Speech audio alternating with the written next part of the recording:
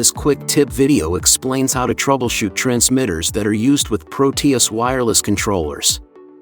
Transmitters are programmed as either a data stick, used with level probes, or a fill check, used with float sensors. They may look similar but are used in different ways. Before troubleshooting any transmitters, it is important to understand the concept of line of sight, near line of sight, and non-line of sight. Under optimal conditions, our transmitters should reach approximately 1/4 mile, or about 1,200 feet. The Fresnel zone is blimp-shaped, so the object could also be to the left or right of direct line of sight. Ideally, objects should not be in the Fresnel zone, which would reduce the signal strength. Use wireless repeaters to get around any line of sight issues. Another item that affects signal strength is called multipath, or reflected propagation, where the transmitted signals bounce off items and hit the receiver. The propagation of these angles of signal can either boost or detract from the overall signal strength. Thus, as an example, a tanker truck parked in the yard could affect the signal strength for just the period of time it is parked there. Before performing any troubleshooting of the wireless transmitters, it is important to check the programmed system ID number under the Data Check settings and Setup menu. The Proteus controller offers diagnostic tools that show a TFLT, time from last transmission, that counts each burst of data sent from the transmitter. Data sticks, level probes, sends a large amount of data every 300 seconds. Each transmission that arrives will reset the TFLT and increment the counts column. The D1 and D2 columns indicate alarm codes and can be useful in troubleshooting. Fill checks, float sensors, send a smaller amount of data every 30 seconds. Each transmission will reset the TFLT and increment the counts column. In each case, if the TFLT does not recycle at the appropriate time setting, the receiver is not seeing the transmitter data. The basic steps for troubleshooting timeout alarms with data stick and no reply alarms with fill check are as follows. If the TFLT is not recycling, take the transmitter off the mast and move it closer to the receiver and press the reset button. If the TFLT starts recycling at the appropriate interval, there is a signal strength issue which can be caused by distance, line of sight, and/or weak batteries. A repeater can be added to address the signal strength and line of sight issue. If the TFLT does not start recycling, there is an issue with the transmitter. Troubleshooting a transmitter will be covered later in this video. If the data stick TFLT is recycling when mounted on the tank, but the controller is still producing a timeout alarm, the issue could either be in the mast, the probe, and/or the data side of the transmitter. Disconnect the transmitter from the mast and connect a DSTP 7255 test probe to the transmitter. If the timeout alarm does not clear, the issue is with the data side of the transmitter. If the controller timeout clears, it will transmit a product level of 123.45 inches for the associated tank. This is a sign the problem is in the mast and/or the probe. A 7255 test unit can be connected directly to the probe wires to check the probe's operation on a Windows laptop. The test procedure is provided with the test unit. If the probe is not functional, it could be a problem with the probe installation. If the probe tests are functional, you can connect a separate cable to the mast with the probe attached. Intermittent connections between the mast connector pins and the transmitter are possible. You can troubleshoot fill check transmitters similarly to the data stick, except for testing the float sensor. Using the wires in the mast, the black wire is common, the yellow and red are dry contact inputs. Default operation is NC, normally closed, so an open between the black and either of the other wires will generate an alarm at the Proteus controller. A short between the black and another wire will clear the alarm condition.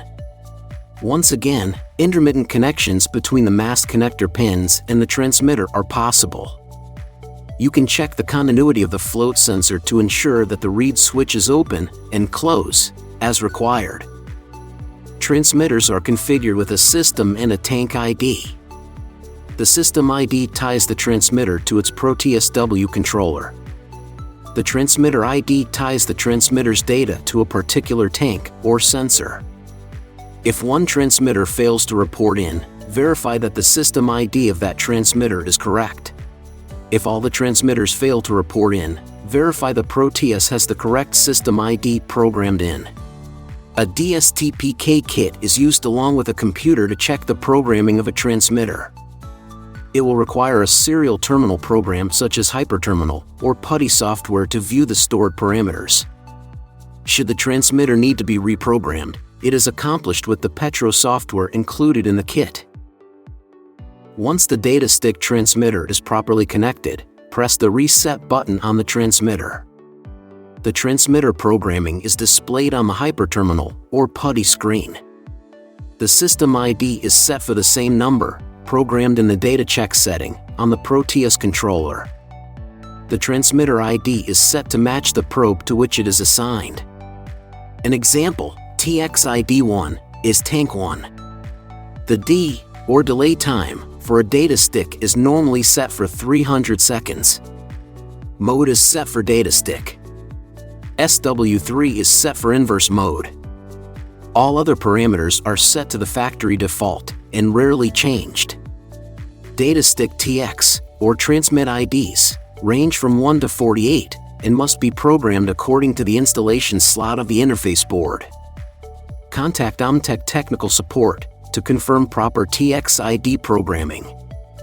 In the same manner, once the FillCheck transmitter is properly connected, press the reset button on the transmitter.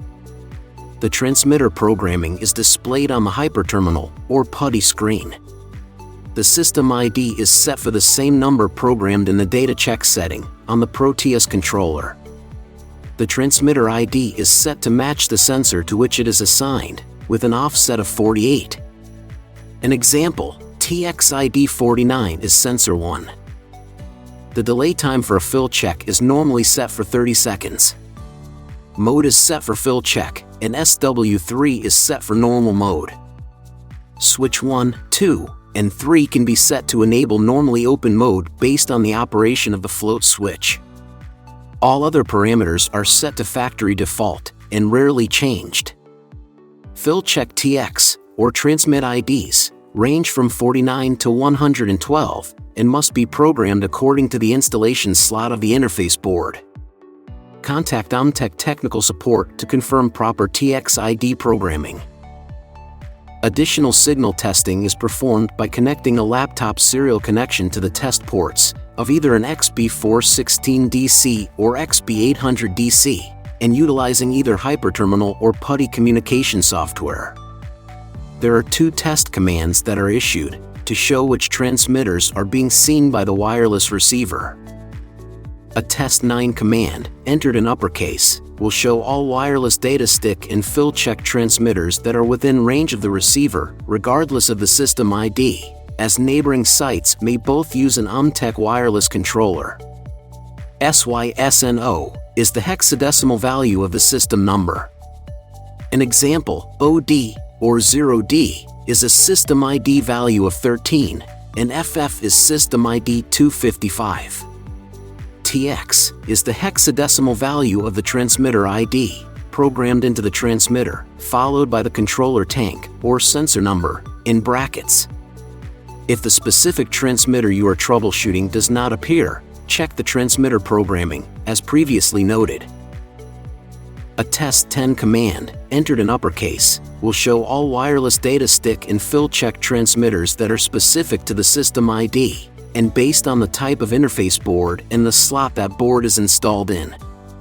An example, an XB416DC in slot 1, the received data will be from data stick TXID 1 through 4 and or fill check TXID 49 through 64 only. SYSNO is the decimal value of the system number. An example, system ID 255.